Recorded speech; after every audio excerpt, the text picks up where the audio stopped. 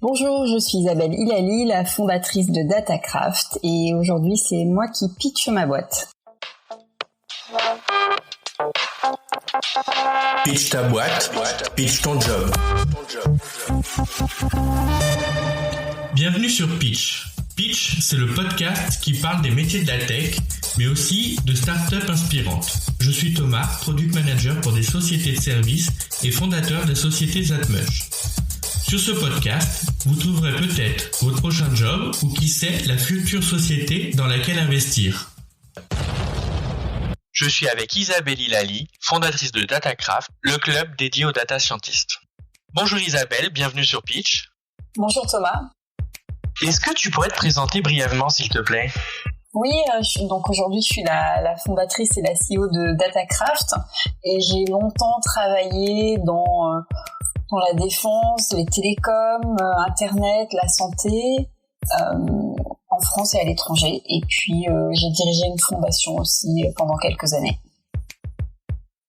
Merci, maintenant on va passer au pitch. Datacraft, donc c'est une start-up, on a ouvert en février 2020 et notre modèle, on a un modèle de club et on permet aux experts data, intelligence artificielle, donc data scientists, data ingénieurs, data analystes, de se retrouver pour un échange de bonnes pratiques. Donc concrètement, quand on est membre du club, on peut venir bosser chez nous si on veut, un peu comme un espace de coworking apprenant avec d'autres experts data avec qui on peut échanger. Et surtout, on a des ateliers toutes les semaines qui sont animés par nos membres, soit sur un sujet sur lequel ils sont très forts, soit sur un sujet sur lequel, au contraire, ils ont besoin de se faire aider par les autres membres. Et un atelier Datacraft, c'est un jeu de données qui est apporté par un membre, qui explique sa problématique, qui explique les outils qu'il utilise, les librairies, les algorithmes. Et puis, ça dépend les sujets, c'est plus ou moins long, mais souvent c'est une journée où vraiment chacun montre aux autres comment il fait. Et ce qui est vraiment intéressant, c'est d'avoir à la fois des membres qui viennent d'entreprises, mais alors vraiment très très variés. Donc ça peut aller d'un groupe comme Air Liquide à l'INSEP, qui est le sport de haut niveau en France, ou des startups. Et on a également un système de résidence où on accueille des chercheurs et des freelances. Donc il y en a plus de 600 aujourd'hui. Donc c'est vraiment un mélange de compétences, chacun apprenant aux autres comment faire. On est très inspiré du modèle du compagnonnage, mais un peu réinventé puisqu'il n'y a pas de maître chez nous, tout le monde apprend aux autres. Merci Isabelle de nous avoir pitché ton club. Maintenant, c'est l'heure des questions. Alors, la première question qui me vient en tête, c'est quoi la différence entre un club et une boîte ? Ah, alors ça, c'est une question qu'on pose souvent, mais un peu autrement. C'est-à-dire que souvent, on dit mais vous êtes un club, donc vous êtes une association. Je crois que c'est très français, ça, de se dire qu'un club, c'est forcément une association. Si tu penses à Manchester United, par exemple, c'est un club, mais c'est clairement une boîte. Et donc, nous, on est une start-up, on est une entreprise, on a un statut de SAS. Mais par contre, on a un modèle de club, c'est-à-dire que pour pouvoir faire partie on est une communauté, pour pouvoir être client de Datacraft, il faut payer une adhésion. Et ensuite, on rejoint la communauté, on a accès à l'ensemble des services qu'on propose. Ok, mais dans ce cas-là, quel type de service tu pourrais proposer dans ta boîte ?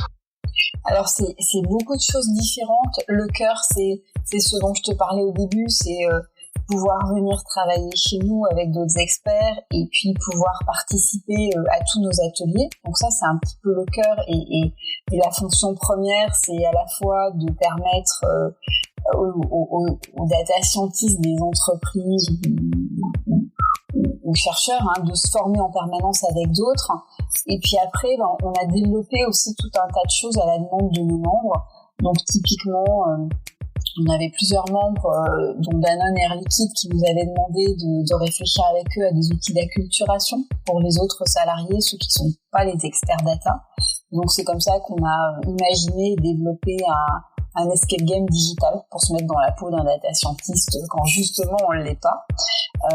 C'est pour ça aussi qu'on a développé, toujours à la demande de certains membres, des soirées pour permettre aux Chief Data Officers, aux DRH de se rencontrer aussi plus sur des thématiques de management. Donc vraiment, nous, je dirais, on anime la communauté et on essaye de comprendre ce qui va permettre à nos membres de progresser, d'aller plus vite sur leurs projets. D'autres services un peu qui se font tout seuls presque, mais c'est de permettre à des gens de se rencontrer, de collaborer. Donc par exemple sur des appels à projets où on va avoir plusieurs membres qui vont se mettre ensemble. Ou même aussi de trouver des gens pour des missions, puisqu'on a un canal mission, alors qui évidemment n'est pas accessible aux salariés des entreprises. Hein. L'idée c'est surtout pas de se piquer des experts, c'est trop compliqué d'en trouver des biens, donc au contraire on contribue à les fidéliser, mais par contre on peut tout à fait proposer dans le canal mission une mission à tous les freelances et aux chercheurs qui sont membres de la communauté. Il y en a plus de 600. Ok, je vois un peu mieux le principe. Maintenant, j'ai une question. J'entends souvent dire que en France, on est assez bon en data science. Toi qui as voyagé beaucoup, qu'est-ce que tu en penses ? Moi, je dirais que on est super bon sur la théorie. On a notamment une école des mathématiques françaises qui est vraiment très très performante. En informatique, on est plutôt bon aussi. Là où on est probablement moins bon, c'est sur la partie industrialisation et mise en œuvre en fait. Et là, on voit qu'on a plutôt du retard en France. Hein. Je sais pas, je peux te prendre un exemple. Les sujets d'explicabilité des algorithmes. Faire en sorte qu'on développe quelque chose qui soit pas une boîte noire et qu'on comprenne bien ce qu'il y a derrière, qu'on soit capable de le partager. Si on regarde les publications, par exemple, les chercheurs français sont vraiment, c'est des sujets complexes sur lesquels on a une vraie expertise. Après, les entreprises américaines, ça fait 10 ans pour certaines qu'elles se préoccupent de ce sujet-là, qui est un vrai sujet à la fois éthique mais aussi de performance. Les entreprises françaises, elles commencent juste. Donc on a vraiment, je dirais, dans la partie mise en œuvre, industrialisation, business aussi, associée à l'utilisation des solutions d'intelligence artificielle, là on est moins fort et c'est dommage parce qu'on est super fort sur la théorie par contre. Et par rapport à ce que tu viens de me dire, ça serait quoi en fait la clé pour pouvoir mieux industrialiser, voire devenir plus business sur cette problématique-là ? Alors ça, c'est une bonne question. Je pense qu'il y a beaucoup de choses différentes. Déjà, nous, on a un système scolaire qui est quand même assez compartimenté. Donc, c'est vrai qu'on a moins l'habitude en fait de se parler entre, on va dire, experts techniques par exemple, et puis experts métiers. Moi, j'ai des souvenirs quand j'ai bossé aux États-Unis. Ma première réunion d'équipe, il y avait donc moi j'étais directrice du marketing et il y a la directrice financière qui est passée, puis après le CTO, et je me disais mais pourquoi ils viennent ? Est-ce qu'ils n'ont pas confiance en moi ? En fait, pas du tout. C'est juste qu'ils avaient envie d'échanger, d'apporter leur pierre à ce que je faisais, et ça. En fait, c'est une culture très efficace. Donc nous, on y travaille, hein, mais je dirais dès nos études, on est assez cloisonné, et c'est vraiment, en fait, la performance, elle est liée à notre capacité à communiquer tous ensemble, donc entre les métiers, entre les experts techniques.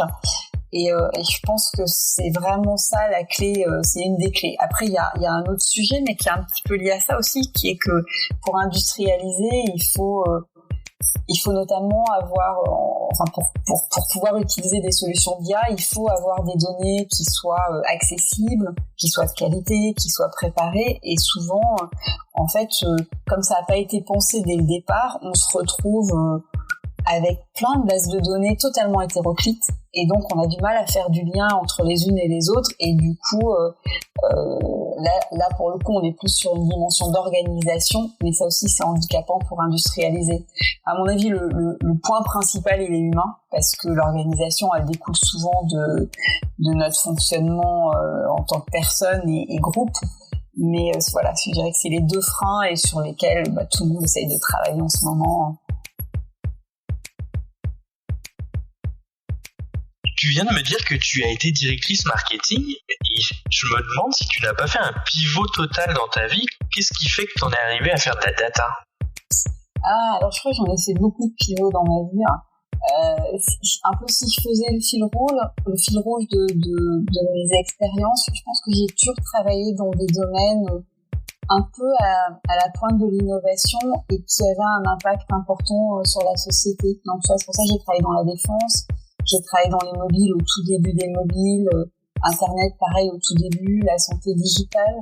Donc je pense que j'ai ce fil rouge et ce fil rouge aujourd'hui, l'intelligence artificielle c'est un sujet important auquel il faut que beaucoup de gens s'intéressent, quel que soit leur profil.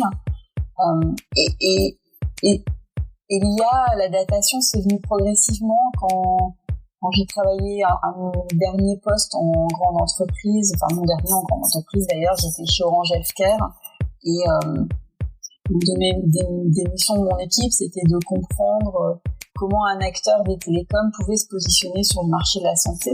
Et un des gros sujets qui commençait à naître, c'était le big data, notamment. Et du coup, j'ai créé une association qui s'appelle le Healthcare Data Institute pour justement fédérer les gens de la santé et de la technologie autour du big data en santé. Et du coup, j'ai quand même beaucoup travaillé sur ces sujets-là, beaucoup réfléchi avec d'autres, puisque c'est une association avec tout un tas de membres. Et puis ensuite, j'ai dirigé le centre de recherche interdisciplinaire qui réfléchit aussi à ces sujets d'apprentissage, d'intelligence artificielle, de données. Donc voilà, ça a été un peu un long cheminement et je me suis dit qu'il manquait vraiment quelque chose, notamment pour un peu apprendre tout au long de la vie, puisque sur ces métiers-là, chaque jour, il y a une nouvelle librairie, il y a une nouvelle façon de faire les choses. Et je me suis dit, pour apprendre, on peut apprendre en ligne, on peut aller à des meet-up, on peut aller à des conférences, mais en fait, il manque quelque chose d'humain, il manque un lieu où on se retrouve, et finalement, le bon vieux modèle qui marche bien dans l'artisanat, on pourrait le réutiliser en le revoyant un petit peu dans l'intelligence artificielle. Donc c'est comme ça que j'ai eu l'idée de Datacraft, avec en plus cette idée donc déjà vraiment d'accompagner les entreprises dans leur performance. Donc on est vraiment un accélérateur, c'est comme ça que c'est conçu. Et puis aussi un peu sur le long terme de créer des passerelles qui permettent des regards croisés et un petit peu plus de compréhension mutuelle sur ces sujets. Donc c'est pour ça qu'on a une première base à Paris. Mais l'idée c'est d'avoir un déploiement sur différents continents et notamment une prochaine base au Maroc pour aborder l'Afrique et puis ensuite aux États-Unis, en Asie, parce que c'est des sujets qui sont aussi, l'utilisation de l'intelligence artificielle, c'est aussi un sujet de stabilité.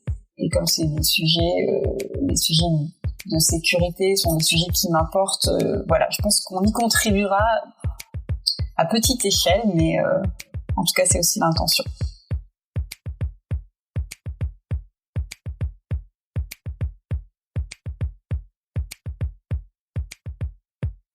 Tu viens d'aborder le sujet de l'utilisation de l'intelligence artificielle. Et en fait, il y a une question qui revient très certainement. Est-ce qu'un jour, une IA va faire comme dans Terminator et venir tous nous supplanter ? Alors ça, je pense que déjà toutes ces questions un peu angoissantes, elles tiennent vraiment pas nous. Moi, j'avoue, j'aime beaucoup l'intelligence artificielle, comme toutes ces nouvelles technologies, comme la réflexion sur la blockchain, etc., parce que ça nous oblige à repenser les choses. Pour moi, aujourd'hui, l'IA, c'est avant tout un outil qui nous aide dans la prise de certaines décisions, de façon automatique, de façon plus rapide. Donc, effectivement, on pourrait imaginer, et d'ailleurs, ça ce serait totalement possible, avoir des grandes décisions qui soient prises uniquement de façon automatique et par des algorithmes, voilà. Et que nous, on n'ait plus notre mot à dire. Donc tu serais en train de me dire qu'on pourrait avoir une IA président pour prendre des décisions pour nous. Pourquoi pas, si c'était notre souhait. Si en tant que pays, on se disait finalement on souhaite que toutes les décisions soient automatisées, Moi, j'y crois pas du tout. J'ai plutôt confiance quand même dans l'être humain, et je pense qu'au contraire, l'IA, c'est un chouette moyen de prendre certaines décisions en étant aidé, en fait, parce qu'il y a tellement d'informations maintenant que c'est compliqué, en fait, pour certaines décisions, d'avoir en tête l'impact de nos décisions, toutes les informations possibles. Donc c'est un super outil. C'est aussi c'est quelque chose qui nous permet de repenser la façon dont on fait les choses, et ça c'est vraiment intéressant parce que souvent on se pose pas de questions. Je vais te donner un exemple. On a fait un atelier comme on fait souvent chez Datacraft sur du traitement naturel du langage, donc du NLP, avec un algorithme qui était développé par un de nos membres pour permettre d'aller récupérer en fait des compétences dans des CV et de matcher ça avec des postes à pourvoir. Voilà. Et donc atelier classique où chacun regardait un peu les bouts de l'algorithme et travaillait ensemble. Et puis à partir de 16h, on a invité des DRH d'entreprises en leur disant écoutez, on va vous donner les CV et puis vous allez choisir et puis on comparera le choix que vous faites, le meilleur profil pour le poste à pourvoir, et on comparera ça avec ce que l'algorithme avait proposé. Et c'était assez intéressant parce que déjà ça a attisé leur curiosité, puis du coup ça leur a fait toucher du doigt à quoi l'IA pouvait leur servir à eux concrètement. Et ce qui était amusant, c'est que finalement c'était assez proche, la recommandation de l'algo et puis des DRH. Il y avait le premier était pas le même en fait. Le premier et le deuxième étaient inversés. Et du coup, ce qui était amusant, c'est que du coup ils ont essayé de comprendre pourquoi. Et puis on a essayé de discuter aussi avec les équipes data qui avaient bossé sur l'algorithme. Et finalement, c'était principalement parce que l'algorithme ne pondérait pas l'ancienneté des expériences. Alors que les DRH, les personnes, eux, considéraient que si tu avais travaillé dans un domaine il y a 25 ans, ça comptait plus trop. Et du coup, c'était assez intéressant. Ça a permis un échange. Finalement, peut-être qu'on ne prend pas assez en compte des expériences anciennes. Donc pour moi, ça c'est une des super utilisations d'IA. C'est déjà nous amener à réfléchir aux biais qu'on peut avoir, notamment. Voilà. Et puis après, c'est vrai qu'il y a certaines décisions où il y a tellement d'informations et de rapidité à intégrer que l'IA est un super outil. Donc moi, je suis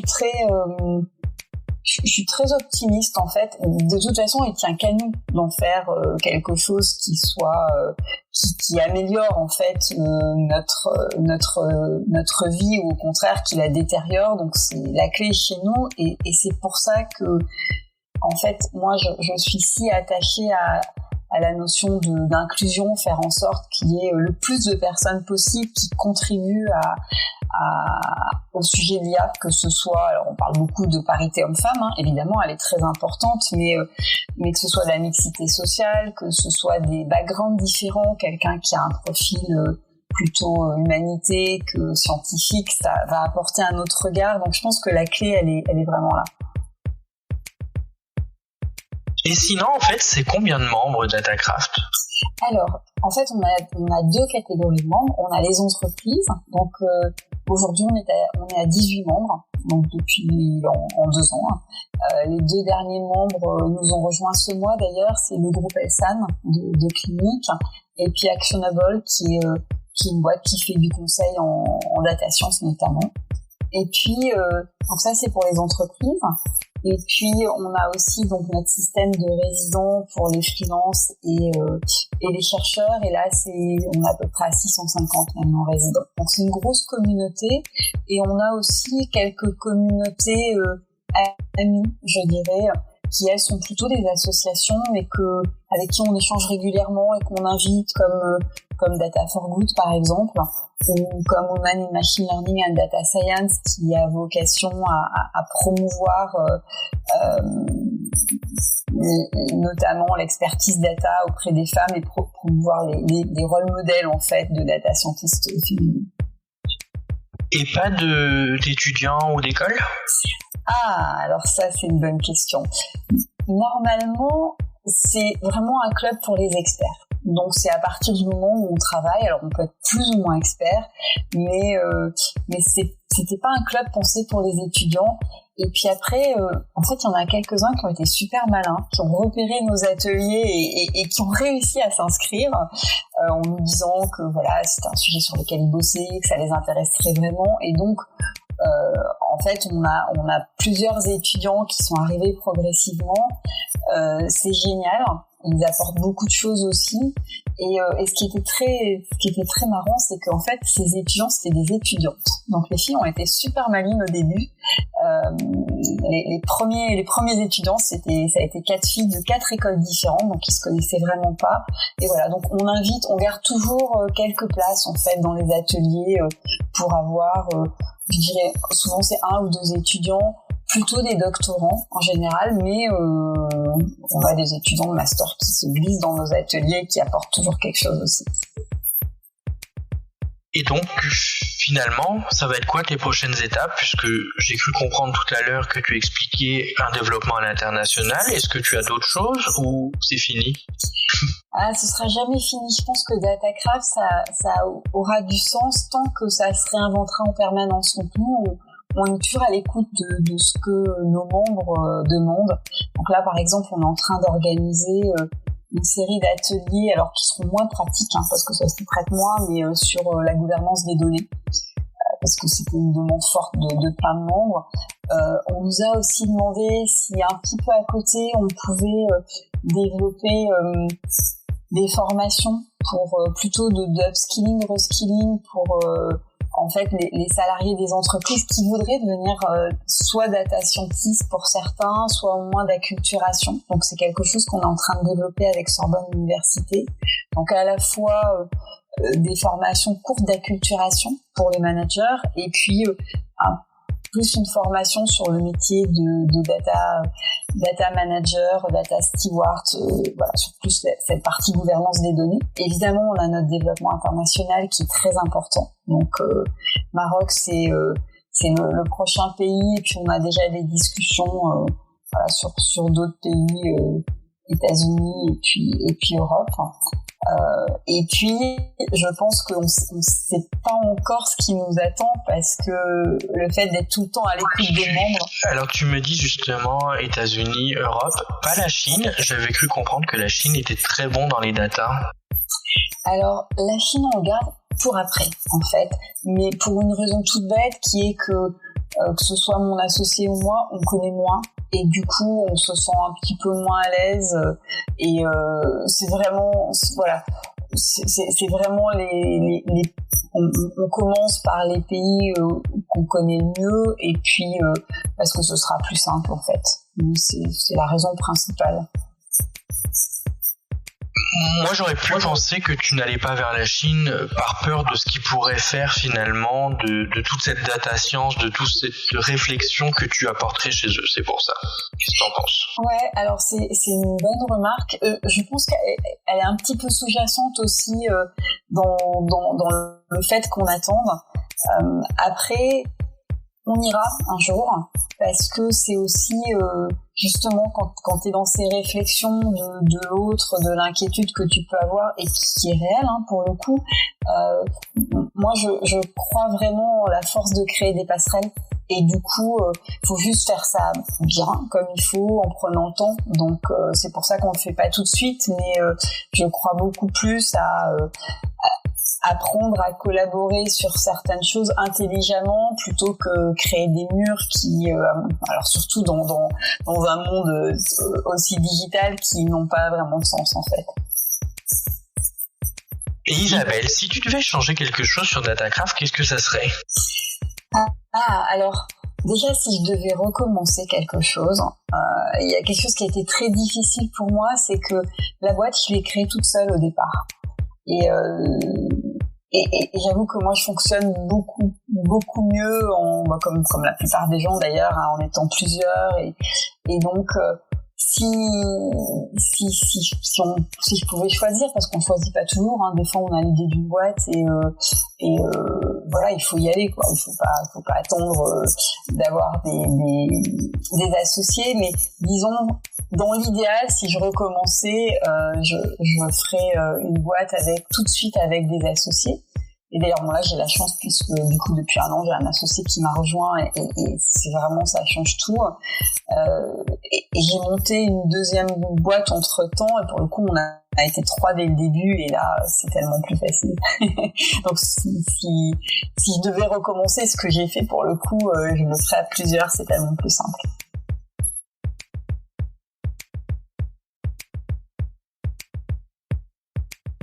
Tu es une personne qui a beaucoup d'expérience en tant que salarié et en tant qu'entrepreneur. Pour toi, ça serait quoi le conseil le plus important à donner à quelqu'un qui aimerait se lancer dans l'entrepreneuriat? C'est super compliqué, tu vois, comme quoi on n'a jamais assez d'expérience. Déjà, ça tout le monde le dit, c'est compliqué quand même d'être entrepreneur. C'est beaucoup d'investissement, c'est des sacrifices. Donc il faut avoir un projet qui vous enthousiasme, parce que sinon, donc ça, je pense que c'est vraiment important.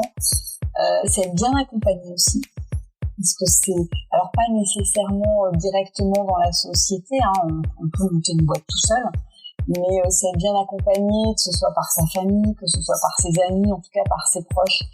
Je pense que il y a assez de la difficulté de monter une boîte si en plus on est entouré de gens qui sont pas aidants, donc ça c'est vraiment important, ça fait toute la différence. Moi j'ai eu la chance d'être bien accompagnée par mon entourage proche et aussi par pas mal d'amis qui m'ont donné du temps, donc ça vraiment entourez-vous bien, choisissez un projet qui vous enthousiasme et puis puis allez-y et au pire voilà, que ça marche pas et refaites autre chose. Peut-être une chose importante, ça va être un peu bizarre mon conseil, parce qu'à la fois je vais vous dire soyez pas obstinés, c'est-à-dire qu'à un moment si vous voyez que vous n'avez pas de business model, que finalement il y a plein de concurrents et que vous aviez pas vu ça, ou arrêtez et faites autre chose. Et en même temps il y a quand même une partie de résilience et d'obstination pour réussir à monter une boîte. Donc c'est un mix des deux. Faut vraiment pas hésiter à arrêter à monter autre chose. Et puis voilà, il faut quand même un peu de persévérance, parce que c'est jamais facile au début. C'est très très rare les boîtes où tout se passe comme on avait imaginé. Faut être à l'écoute aussi, beaucoup.